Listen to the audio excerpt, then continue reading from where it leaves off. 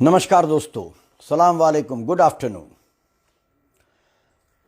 20 बरस का उत्तराखंड, 20 बरस, 20 ईयर्स, दशकों के संघर्ष से निकला उत्तराखंड। एक रक्त रंजित आंदोलन के गर्भ से निकला हमारा राज्य उत्तराखंड। ऐसा राज्य जिसको अस्तित्व में लाने के पीछे सबसे महत्वपूर्ण कारण था पहाड़ी आदमी, पहाड़ी स्त्री की तड़फ एक स्वाभिमान पूर्वक जीवन जीने की। 1983 में 1983 में हिमालय पुत्र की ख्याति पाए स्वर्गीय हेमवती नंदन बहुगुणा जी ने यह बात टिहरी में एक आम सभा को संबोधित करते हुए कही थी। क्या बात? उन्होंने कहा था कि पहाड़ी आदमी केवल और केवल स्वाभिमान पूर्ण जीवन देखने की राह तलाश रहा है। आज जब मैं आपसे मुखातिब हूं, आज 14 जनवरी को 2021 में, तो राज्य को बने 20 बरस हो चुके हैं और स्वर्गीय हेमवती नंदन बहुगुणा जी के इस कथन को 38 बरस, 38 ईयर्स। जरा सोचिए, 38 बरस पहले स्वर्गीय हेमवती नंदन बहुगुणा जी ने सम्मानपूर्वक, स्वाभिमान पूर्वक जीवन जीने का मार्ग तलाशने की जो बात उत्तराखंड के लोगों के लिए कही थी, क्या वो पूरी हो पाई है? क्या वो तलाश राज्य गठन के इन 20 वर्षों में पूरी हो गई? क्या हम तलाश के करीब, नजदीक भी फटक पाए हैं? क्या पहाड़ का पानी और पहाड़ की जवानी, ये दो ही चीजें तो हैं जिनकी हम अक्सर बातें करते हुए रोते हैं कि ये व्यर्थ जाती है। तो क्या इन 20 वर्षों में जब उत्तराखंड का गठन हो गया, अलग पहाड़ी राज्य का गठन हो गया, तो ये पहाड़ की जवानी और पहाड़ का पानी पहाड़ के काम आ रहा है?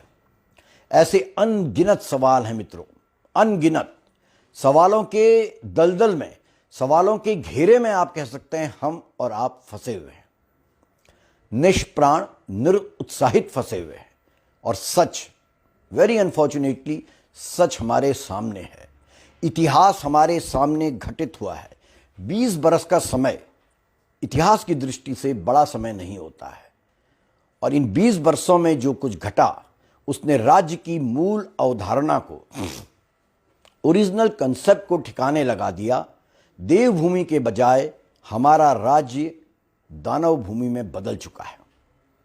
ये कटु सच है, हम सब इस सच्चाई से वाकिफ हैं, भली भांति परिचित हैं। प्रश्न यह है कि क्या इसे ही हम अपना प्रारब्ध मान खामोश बैठे रहें, तमाशबीन बने रहें, या फिर अपने जनप्रतिनिधियों से, जो हमारे अपने दाजू हैं, बहनें हैं, जो खांटी पहाड़ी हैं, उन लोगों से सवाल पूछें कि भाई 20 बरस हो गए, जिस राज्य को बनाने के लिए शहादतें दी गईं, जिस राज्य को बनाने के लिए और बनने के बाद तमाम प्रकार के वायदे किए गए, वो पूरे क्यों नहीं हुए हैं? और इन सबसे ज्यादा, सबसे महत्वपूर्ण सवाल मेरी समझ से आज है, क्या भारतीय जनता पार्टी और कांग्रेस से इतर राज्य को कोई तीसरा 100% उत्तराखंडी विकल्प नहीं मिल सकता है? इस पर भी चिंतन मंथन करना जरूरी है कि क्या दिल्ली से संचालित होने वाली आम आदमी पार्टी सही अर्थों में उत्तराखंड को एक वैकल्पिक राजनीति का मॉडल दे सकती है, विकास का नया मॉडल दे सकती है? ये बात मैं इसलिए कह रहा हूं कि इन चुनावों में कांग्रेस और भाजपा के अलावा आम आदमी पार्टी भी पूरे जोशो खरोश के साथ उतरने का मन बना चुकी है, ये आप सब जानते हैं। मेरी समझ से 20 बरस के दौरान एक के बाद एक सत्ता में आसीन हुए दोनों राष्ट्रीय दलों, वर्तमान में सत्तारूढ़ भारतीय जनता पार्टी और इससे पहले कांग्रेस, इन दोनों दलों की पूरी पोल खुल चुकी है। ये दोनों संगठन पूरी तरह एक्सपोज हमारे सामने हो चुके हैं। मैं दावे के साथ कह सकता हूं दोस्तों, बगैर किसी राग और द्वेष के, बगैर किसी विचारधारा की गोलबंदी में फंसे, कि इन दोनों दलों के स्थानीय नेतृत्व ने, प्रादेशिक नेतृत्व ने उत्तराखंड के साथ न्याय नहीं किया। यदि आप मेरी बात से सहमत हैं तो जरा सोचिए कि क्या बार बार परखे और फिर फेल हो गए दलों पर हम पुनः भरोसा कर सकते हैं, या फिर यही हमारा प्रारब्ध है, यही हमारी डेस्टिनी है। बिहार में एक सज्जन हुए जिनका नाम आप सब लोग जानते हैं, दशरथ मांझी। गांव में रहने वाले दशरथ मांझी को इस बात का बड़ा अफसोस था कि समय पर इलाज न मिलने के कारण उनकी पत्नी स्वर्ग सिधार गई। इलाज क्यों नहीं मिला? क्योंकि गांव से सबसे नज़दीकी शहर जाने का रास्ता 55 किलोमीटर दूर था। हमारे उत्तराखंड में तो ऐसे दर्जनों आज भी गांव हैं जहां पर मार्ग उपलब्ध नहीं है। दशरथ मांझी गया के पास गहलोर गांव में रहते थे। उनकी पत्नी जब बीमार पड़ी तो समय पर अस्पताल नहीं ले जाई जा सकी क्योंकि रास्ता 55 किलोमीटर दूर था। इस बात से दशरथ मांझी इतने अवसाद में आ गए कि बीमार रहने लगे थे।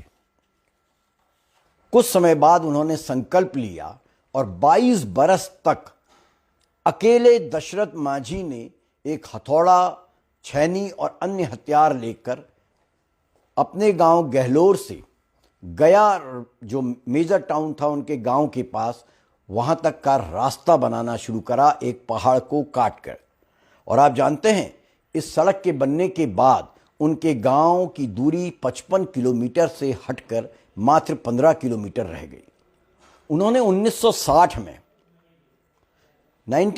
में यह भागीरथ प्रयास शुरू किया जो 1982 में जाकर दोस्तों पूरा हुआ था। और ये पूरा दौर 60 से लेकर 82 तक का वही दौर था जब बिहार की राजनीति में 3 खाटी समाजवादी सोच, कथित समाजवादी सोच के नेता उदित हो रहे थे।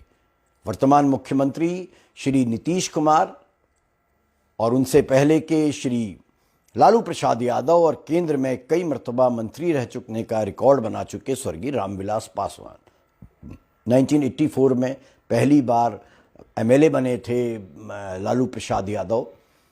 जिन दिनों दशरथ मांझी अकेले बैठकर अपनी पत्नी के वियोग में तड़फ के रास्ता बना रहे थे, उन दिनों ये तीनों नेता बिहार की जनता को समाजवाद के सपने दिखा रहे थे।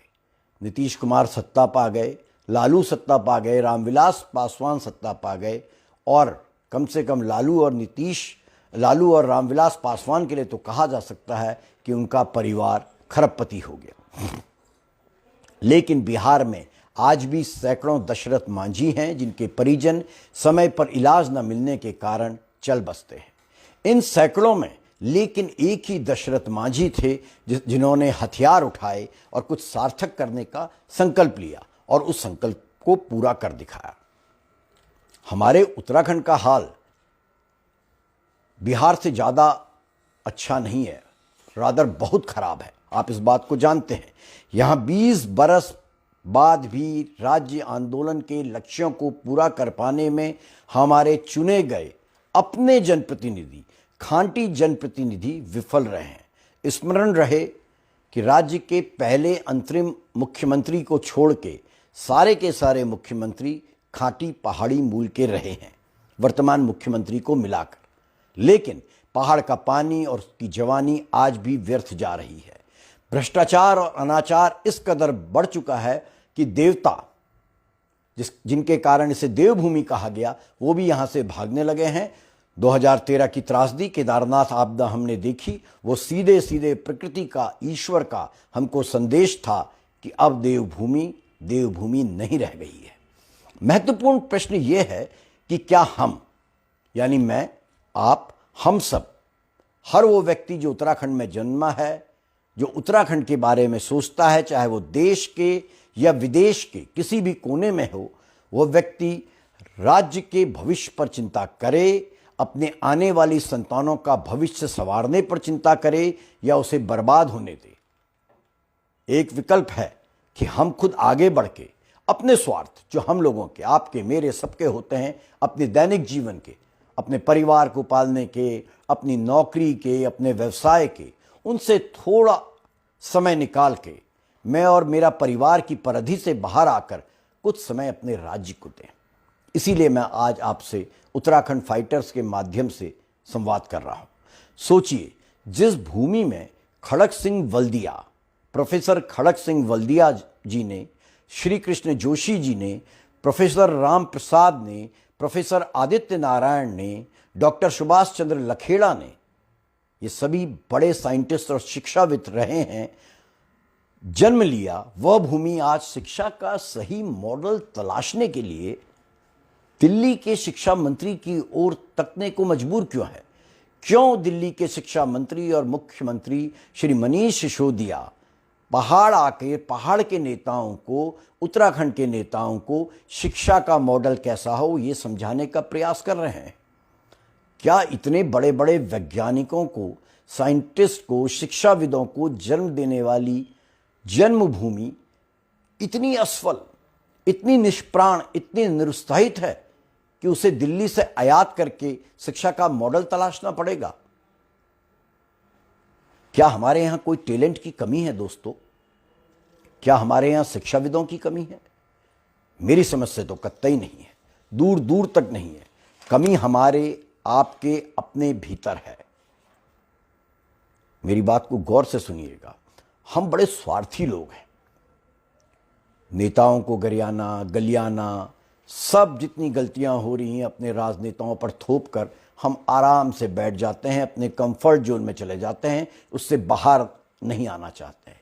भाजपा कांग्रेस को गलियाते हैं, कहते फिरते हैं। मैं जब जब पहाड़ आता हूं, लोगों से इंटरेक्ट करता हूं, या मेरे अखबार द संडे पोस्ट के रिपोर्टर्स जाते हैं, सबका कहना यह है कि पहाड़ के लोग कांग्रेस और भाजपा से त्रस्त हैं, उनको भ्रष्ट कहते हैं। लेकिन चुनाव आने पर विकल्प देने से पीछे हट जाते हैं और जो खांटी आंदोलनकारी, जिन लोगों ने उत्तराखंड के लिए लंबा संघर्ष किया, जब कांग्रेस और भाजपा उत्तराखंड का विरोध कर रही थी, आंदोलन का विरोध कर रही थी, तब उन आंदोलनकारी जिन्होंने लगातार दिन रात इस राज्य को बनाने के लिए अपना सब कुछ आंदोलन को होम कर दिया, वो यदि चुनाव में खड़े होते हैं तो हम भाजपा और कांग्रेस से त्रस्त लोग उनको कभी वोट नहीं देते हैं। और वोट किन्हें दे आते हैं? उन्हें जो पहाड़ की जवानी और पहाड़ के पानी को पहाड़ में ही रोक पाने में इन 20 वर्षों में पूरी तरह विफल रहे हैं। ये भूमिका है। तो चलिए कुछ सार्थक करने का प्रयास करते हैं, समझने का प्रयास करते हैं उन समस्याओं को जिनका निदान उत्तर प्रदेश का हिस्सा रहते हमें नहीं मिल पाया था सन 2000 तक। जिन परेशानियों से निजात पाने के लिए अलग राज्य का आंदोलन दशकों तक किया गया, शहादत दी गई। समझने का प्रयास करते हैं वो समस्याएं जस की तस आज भी क्यों बनी हुई हैं। शुरुआत मैं कर रहा हूं दोस्तों। साथ आपका चाहिए। यदि आप साथ देंगे तो कुछ ना कुछ सार्थक हम अवश्य कर पाएंगे। कम से कम इतना अवश्य कर पाएंगे कि जो भी सरकार अगली आती है वो हमारी बात को, जनता की बात को हल्के में ना ले, इग्नोर ना करे। शायद ये प्रयास कुछ रंग लाए। मैं आपके संग अपनी श्रृंखला को 3 तरीके से रखने जा रहा हूं। मेरा पहला प्रयास होगा नई पीढ़ी को, विशेषकर 2000 के बाद जन्मी पीढ़ी को याद दिलाना राज्य के आंदोलन की, कि क्या आंदोलन था, कब से शुरू हुआ, कैसे शुरू हुआ, उन शहीदों की कुर्बानी को याद दिलाना, सर्वोच्च कुर्बानी को, जिनकी शहादत हुई, जो पुलिस की गोली से मारे गए और जिनको मात्र 20 बरस में हमने भुला दिया। दूसरी बात, राज्य की 3 सबसे बड़ी समस्याओं पर चर्चा करूंगा। पहली समस्या है स्वास्थ्य सेवाएं, जो आज भी बदहाल हैं, पूरी तरह बदहाल हैं। बहुत जरूरी है उन स्वास्थ्य सेवाओं पर चर्चा करना, क्योंकि ये हमारी सबसे बड़ी परेशानियों में एक है। दूसरा समस्या है हमारा पलायन, हमारा माइग्रेशन, क्योंकि उत्तराखंड की जवानी उत्तराखंड के उपयोग में आए, ऐसा प्रयास सार्थक अभी तक नहीं हो पाया है। और तीसरा है खुद के योगदान के बारे में, कि हम और आप मिलकर इन चीज़ों को साकार रूप देने के लिए क्या कर सकते हैं। मेरा आपसे अनुरोध है दोस्तों, अपने सुझाव, अपने विचार जरूर साझा करें। शायद हम सबका प्रयास सार्थक हो सके, कुछ ऐसा कर पाने में शायद हम सफल हो सकें जिसकी बिना पर हम कह सकें जिसके भरोसे हम कह सकें कि हम महज तमाशबीन नहीं बने रहे, हमने भी अपनी मातृभूमि को अपनी सामर्थ्य, अपनी समझ, अपने विवेक अनुसार कुछ ना कुछ योगदान दिया, जिससे वो वापस देवभूमि बन पाने में सफल हुई है। इस संवाद श्रृंखला की दूसरी कड़ी में मैं चर्चा करूंगा राज्य की सबसे बड़ी समस्या स्वास्थ्य सेवाओं पर, और उससे पहले थोड़ी सी जानकारी दूंगा अपने नए साथियों को जो राज्य बनने के बाद पैदा हुए हैं कि इस आंदोलन में किसका क्या योगदान था।